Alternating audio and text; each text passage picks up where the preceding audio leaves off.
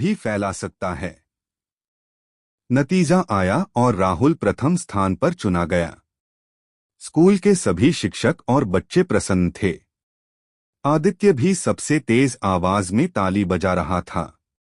वह दिल से खुश था कि उसका दोस्त जीता है। लेकिन कुछ बच्चे आदित्य का मजाक उड़ाने लगे। देखो, इतने अमीर होकर भी हार गया।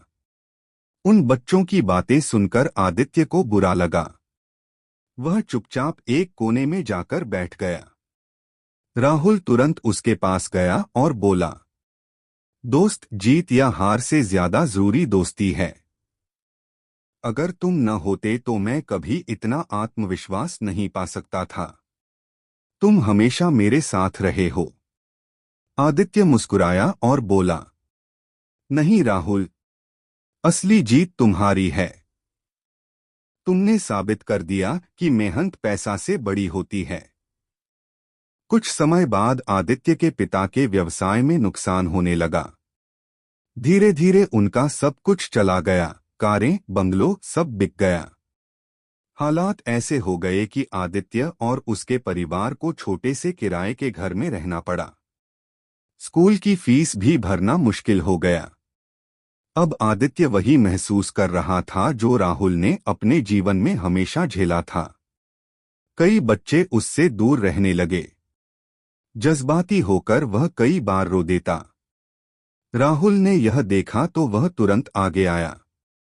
उसने आदित्य को गले लगाते हुए कहा, चिंता मत करो दोस्त, बुरे समय में ही असली दोस्ती की पहचान होती है। तुमने मेरे कठिन दिनों में साथ दिया था। अब मेरी बारी है। राहुल ने उसकी पढ़ाई में मदद की, उसे हिम्मत दी और कभी अकेला महसूस नहीं होने दिया। धीरे धीरे आदित्य के पिता फिर से काम में जुट गए। मेहनत और ईमानदारी की वजह से उनका कारोबार वापस चल निकला और कुछ वर्षों बाद वे फिर सफल हो गए। उनके जीवन में फिर से खुशियां लौट आईं। जब सब ठीक हो गया, आदित्य ने स्कूल में भाषण देते हुए कहा, मुझे जीवन ने सिखाया है कि अमीरी गरीबी सिर्फ पैसों में नहीं होती। असली अमीरी दिल की सच्चाई में है और सच्ची दोस्ती से बड़ा कोई खजाना नहीं होता। पूरे स्कूल ने तालियों की गड़गड़ाहट से उसका स्वागत किया। राहुल और आदित्य ने एक दूसरे को गले लगाया और उनकी आंखों में खुशी के आंसू थे।